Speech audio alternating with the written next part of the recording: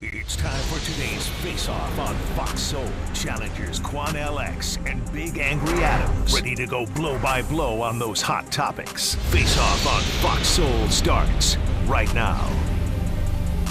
The crisis intervention team. I was wondering if I could talk to you guys. Brandon, put the gun back. Put the gun down. Brandon, put the gun down. LT, it looks like he's pointing at you. We're just out here to help you. All these officers don't want to see you get hurt. We don't want you to get hurt. And we don't want to see... He's trying suicide by cop for sure, dude. There you go. Can you set it down? You can set it right down there in the street. And go back to the mailbox. Inside. Tim, you better stop doing that. I don't want you to hurt yourself, Brandon.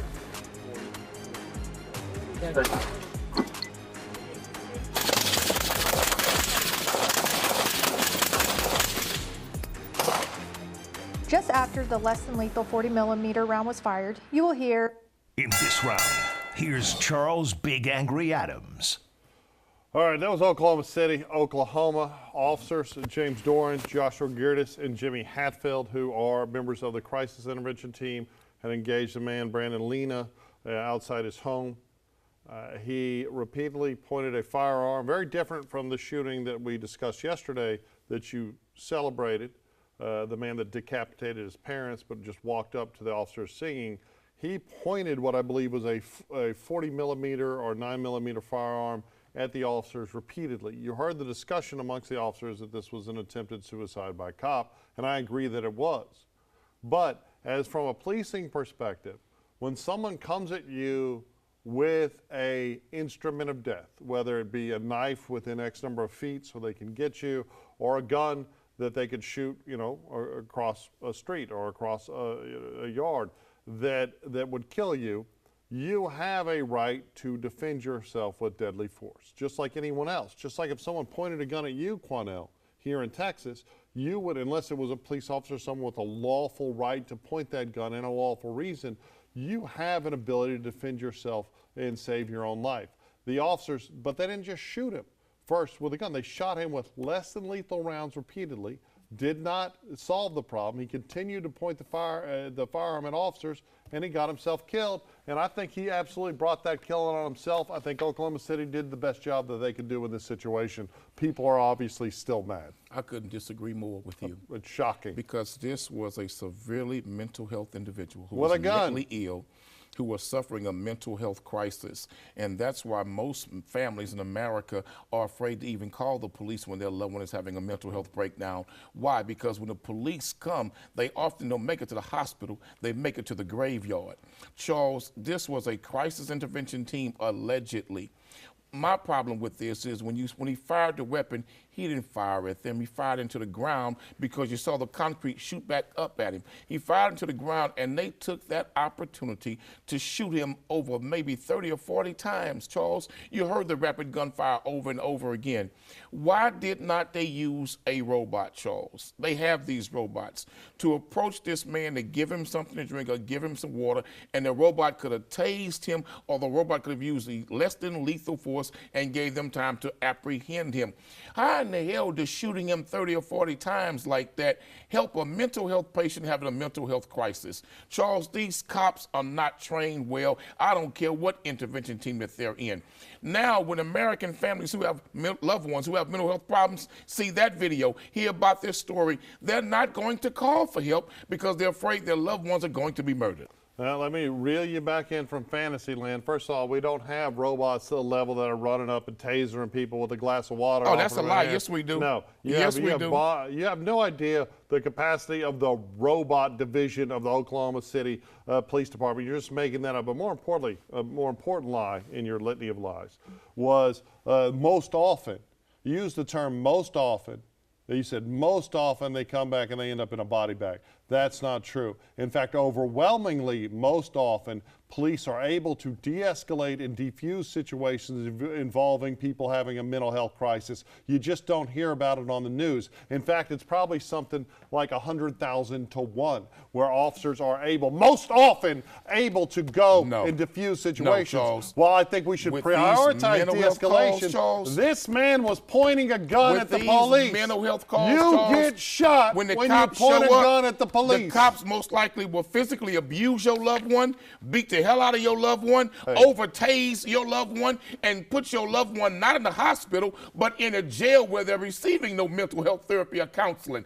That man needed a hospital, not the graveyard. And Charles, they have the resources that are out there through artificial intelligence, growth and development, and they have tech companies that are selling these robots to many of these police departments that use non-lethal force to apprehend suspects. They could have did more, Charles. You ain't got to shoot him many times, man. He shot in the ground. If only the Oklahoma City Police Department would have called the Avengers and got Iron Man to come through. He shot in the ground, or got some Charles. of that super serum and made him villain-proof. No, this man committed suicide by cop. These cops didn't do anything wrong. They were trying to de-escalate the situation. And mind you, I absolutely agree with you on how we're failing the mentally ill. Did you hear all them shots? Ronald Reagan. Did you hear all them shots? You know what? Was that necessary? Well, you shoot a gun, you point a gun at the police, you get shot. I'm not worried about that at all. That's a regular Ronald criminal, Reagan not somebody who's mentally ill and sick. All the mental health institutions that were government funded because of one flew over a cuckoo's nest. Because a nut shot him. Now, this is before he did it, and in fact, frankly, maybe if he wouldn't have done it, maybe he wouldn't have gotten shot. We need a place, we need to be able to put the mentally ill somewhere other than prison. I agree with you on that. Somewhere where they'll get help instead of getting abused and raped or abuse and rape other people. We need mental health facilities that are locked down. We have, in my neighborhood in Montrose, you have so many aggressive, mentally ill, drug addicted people that you can't even call homeless anymore because they're the unhoused that are destroying a sense of community. Now, I'm sure you saw it as a child. You talk about all the pain that you endured as a child come up during the crack epidemic, including members of your household. We know what homelessness would look like. We should be housing people. We should be treating mental illness.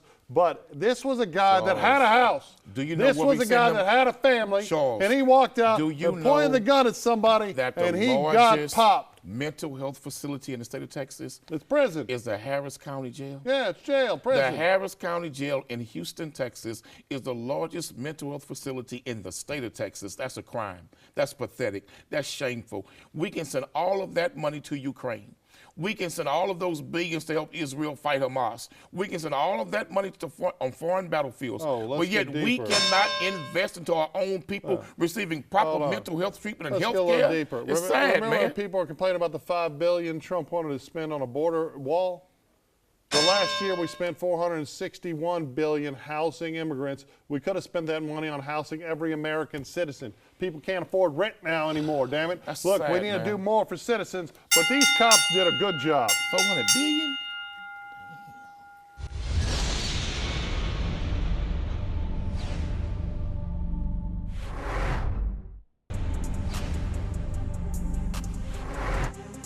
First of all, Allah. I'm well aware there's a lot of commentary around my existence. I'm here to tell you, I view compliments and insults the same. I let them roll right off me. Because if I live for your praise, then I'll die by your poison. And in my mind, it's like whether you're attempting to tear me down or lift me up. What can you do for me that Allah cannot?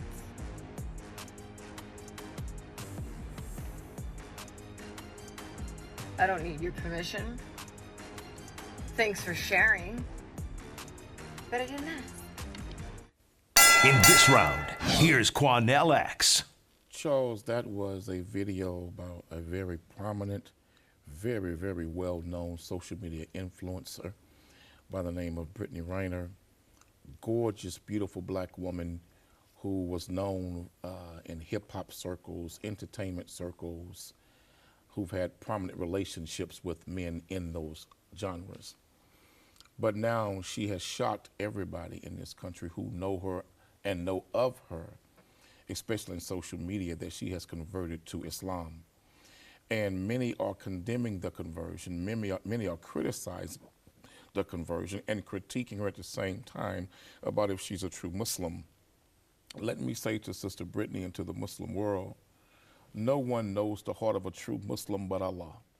But at the same time, dear Sister Brittany, you must remember that as a Muslim, when you are in public, you're not just representing yourself, you're representing Allah and His holy prophet. And so not only what we do must look right as Muslims, but we must also be right. We must be right, look right, and be right.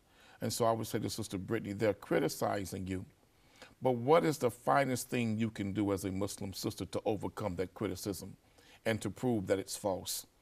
Be the best Muslim sister that you possibly can be, but please remember that when Satan comes after you because he wants to prove that Islam is weak, he wants to prove he's greater than God, Sister Brittany, remember that you represent God and you're standing for Allah, and don't allow Satan or his lieutenants to have the victory over you. Welcome to the family of Islam. And sister, I hope and pray that you will grow in the dunya, you will grow in the hadith and the sunnah of Prophet and peace be upon him, and that you will do wonderful things to help bring more young women out of darkness into light of Islam. I don't know why we're doing this story or why anyone cares. I didn't know who Brittany Renner was, probably because I'm a 52-year-old man, until you brought up the story and I had to look it up. She's a social media influencer. She's famous for being famous, right? She's famous merely for her presence on social media and for being a physically striking, beautiful woman, right? And I have no problem with that. Hey, I think people need to get their money however they want to get their money, get their fame however they want to do it, live your life. I believe in individualism. I don't have any problem with the Muslim faith. I have a problem with radical Islamists. I have a problem with whether it's a Christian theocrat or a Muslim theocrat that wants to push their religion on other people and is intolerant of other religions and other spaces. But when you hear a social media influencer say, I don't care what people say on social media, I don't believe it, right? Most people become social media influencers because of their addiction to the dopamine rush of attention. And now the big question, I guess your question, because you talk about being a good Muslim too, that's her job now apparently, is whether this is sincere or whether it's just an example of someone putting on another outfit, right, to get more social media attention. And that does happen. Many are concerned about well, that. I mean, well, who's we? And you say they and we. When and I say about these when groups. I say that does happen, there are some in the hip hop community as well in the quote unquote Instagram model community who've now been putting on Muslim clothing, but the character and the conduct is not a reflection of Islam or a Muslim woman. So there are some that are out there doing that. How is a Muslim woman, in your opinion, supposed to behave? You don't see a Muslim woman smoking weed online at all. We don't use drugs. You don't see a Muslim woman drinking alcohol and consuming alcohol or being in places where alcohol is served because alcohol is forbidden. But you see on social media some women claiming to be Muslim, smoking weed, claiming to be Muslim with alcohol in the room with them. That is forbidden in Islam. So those are some of the examples that some in the Islamic community are concerned about, if not all of us. But we're saying to Brittany, be strong, sister, stay focused. And I want to say this to her. Whatever good that Allah has for you, Brittany, no man or woman on earth can keep it from you. But whatever Allah does not want you to have, there's not a man or woman on earth that can give it to you. Okay, so hold on. You're saying that Muslims don't do this, right? But there are plenty of Muslims that drink. I don't know them. Well, Afghanistan is where people grow poppies and a huge heroin trade, and heroin is incredibly popular in Afghanistan. And that is forbidden in Islam. But they drug dealing. But they're also drug using, right? And they drug dealing. I have been around Saudi royalty and some of the things they do, and the way they behave when the camera's on versus the way they behave when it's not, apples and oranges. Forbidden. Well, it might be forbidden, but there's all kinds of people that claim there's a price to be paid for whether that. it's Christian there's or anything. There's a price to be paid for that. But just like any other faith, there are plenty of people that consider themselves Muslim that don't live a fundamentalist lifestyle. We all have right? fallen short. And well, how is it falling short if someone because believes Christians right? as well as Muslims fall short of the glory and the promise of the Lord with our behavior, conduct, and choices. So you have some but Muslims, we should recognize it and strive to be better. So you have some Muslims that think it's okay to proselytize by the sword, you know, using violence. Just like Christians, just like some Christians. Not at all. It's not Brigham at all. Young didn't believe that? Well, but I'm talking about today. Joseph Smith didn't believe that. I know you love history, David but I'm Koresh talking about didn't today, believe that. Right? The Ku Klux Klan today don't believe there that. Are plenty Some of these right-wing Christian conservatives don't believe that today. Yes, they do. There are Christian conservatives that believe about pushing, you look at the abortion debate, pushing their religion on strangers, and I think it's disgusting and despicable. You don't see a huge Christian movement of people looking to push their religion on people through violence, and it is a very significant part of it. Usually it's being pushed on other sects of the Muslim faith, right? So you have sectarian violence all over the Middle East, right? You have religious tolerance all over the Middle East, and a lot of that violence is intra-faith violence, Muslim against Muslim. I think any violence, any religion-fueled violence is disgusting. I also think any hatred towards this woman, that if she doesn't conform like to your vision of being, like if she wants to be a Muslim, some that are just jealous how about and the burqas envious of her versus the headscarves Some versus are just those? jealous and envious of her also that she chose to convert to Islam. But I want to say this to Sister Brittany: you're a very, very Why does beautiful anyone woman. care? She's a beautiful woman, brother. Well, what's that? How does that factor into it? What do you mean, how does that factor in? Like, who cares? She can be a tremendous influence to guide men and women to the straight path. Just because of her appearance? Instead of using her beauty to lead a man to the bedroom, you can use that beauty to lead that man to God. Let me tell you something. I've seen many beautiful women, Christian and Muslim, who have led men who don't know God to know God even better. Just clear. So if it was an ugly influencer that went to Islam, we don't care. A hot influencer, we talk about her on this show. That's stupid. Well, Brittany not just That's hot. stupid. That's Sister Sizzling.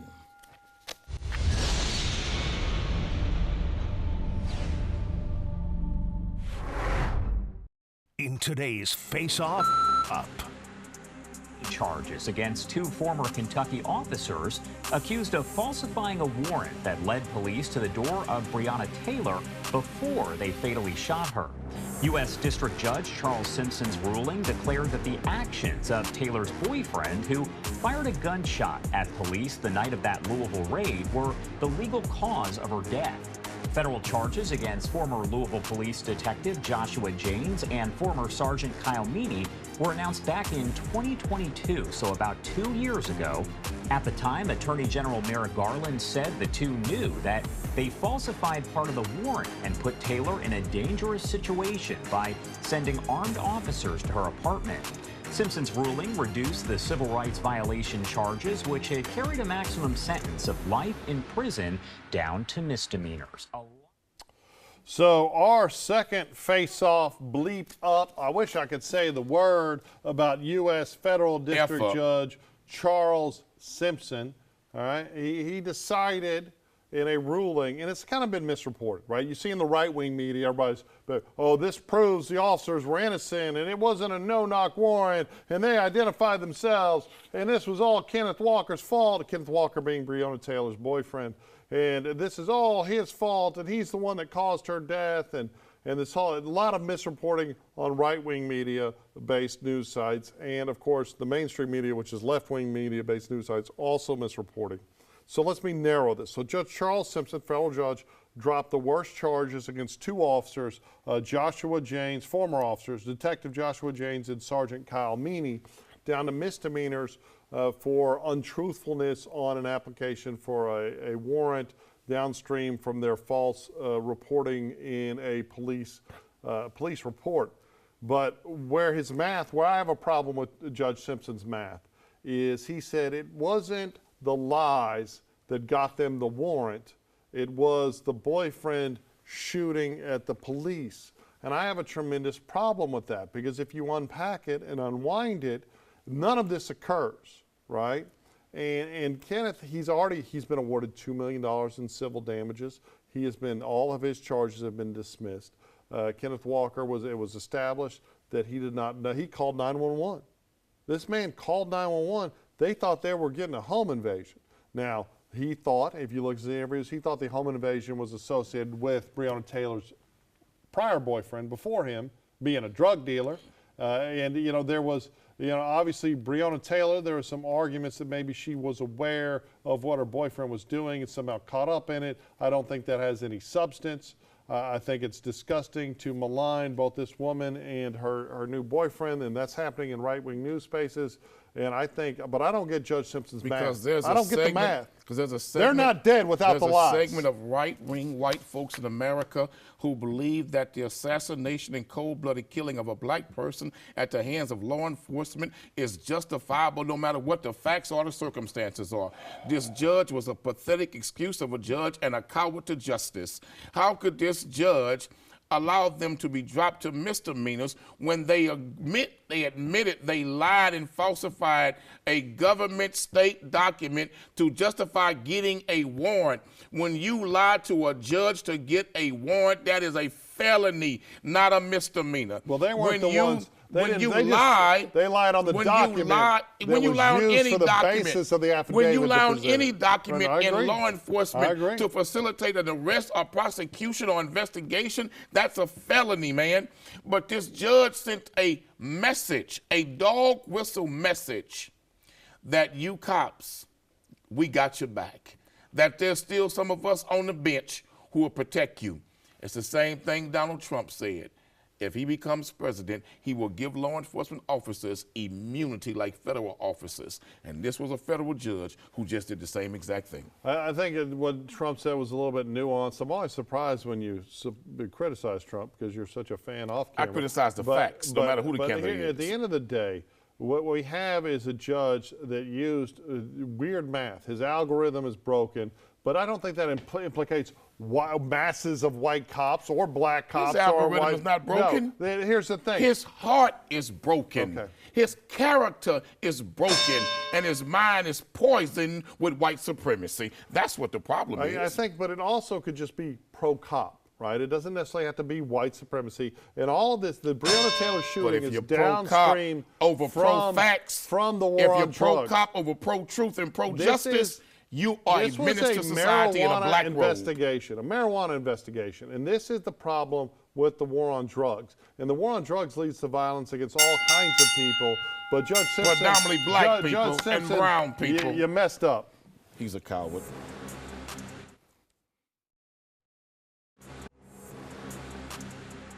That's it for the Face Off on Fox Soul. We'll catch you next time.